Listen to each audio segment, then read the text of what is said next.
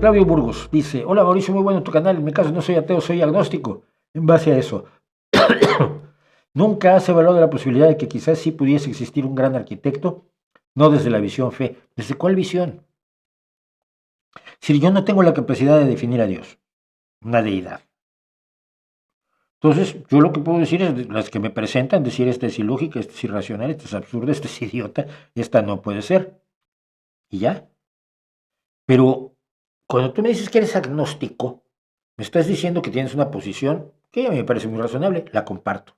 No puedo demostrar que no existan todos los dioses que se le ocurran a los 8.000 millones de seres humanos que están votando por esta tierra en este momento. A lo mejor a algunos se le ocurre una deidad tan inteligente que no puedo refutar. La cristiana la puedo, la islamo-judio-cristiana es fácilmente refutable con el problema evidencial del mal, ¿no? Pero no creo, no, igual no puedo demostrar la inexistencia de todos los dioses que se les ocurran. En ese sentido soy agnóstico. No quiere decir que dude si existe o no. La gente confunde agnosticismo con la duda. No, simple y sencillamente no lo sé con certeza. Pero al mismo tiempo soy ateo porque no creo que lo haya. Son dos planos distintos. Uno es el plano racional y el otro es el plano emocional. Racionalmente seré agnóstico, digamos que por rigor metodológico. Pero personalmente soy ateo porque no creo que exista ningún Dios, no veo ninguna evidencia de ningún Dios y no... ¿Tú crees que puede haber un Dios y entonces solo eres agnóstico pero no eres ateo? Es absurdo. No, no es absurdo.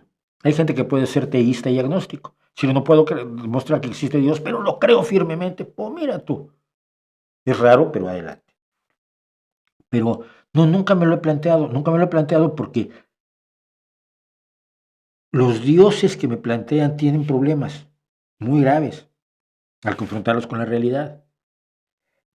Y tenemos que fijarnos en la realidad.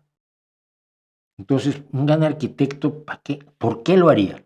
¿Por qué crear el universo para crear un mundo en el que viva una especie como la nuestra que tenga niños con cáncer?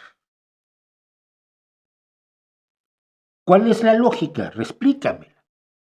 Donde haya unos gusanitos que se llaman los loa, me parece que se llama, que, que atacan a los niños y parasitan sus ojos y los dejan ciegos. Lo creó el gran arquitecto, que me explique por qué. ¿Por qué esa bajeza? Porque ninguna de las personas que yo conozco se le ocurriría, ay, mira, vamos a crear un gusano para que parasite los ojos de los niños. Oye, no, no hagas eso. Nos parece incorrecto, nos parece abominable, nos parece una idea asquerosa, nos parece repugnante y cruel. Si tu gran arquitecto crea eso, pues tendría que darme muchas explicaciones. Pero nada más así como, ay, pues es que lo creó todo. Ya, pues, si tiene la capacidad de crear todo, tiene la capacidad de hacerlo bien, ¿no? Y hacerlo bien no es con cáncer infantil. No, ni hacerlo bien tampoco es con asesinos en serie, que depredan a personas inocentes. No, no concibo un gran arquitecto capaz de eso. Concibo que la evolución nos pueda llevar a esas barbaridades, sí, y concibo que nuestra obligación es mejorar la evolución como seres humanos. Hoy, en cosas que sabemos, decíamos hace un rato, vamos a hablar de las maravillosas máquinas de Herón de Alejandría y volvemos en 7 minutos.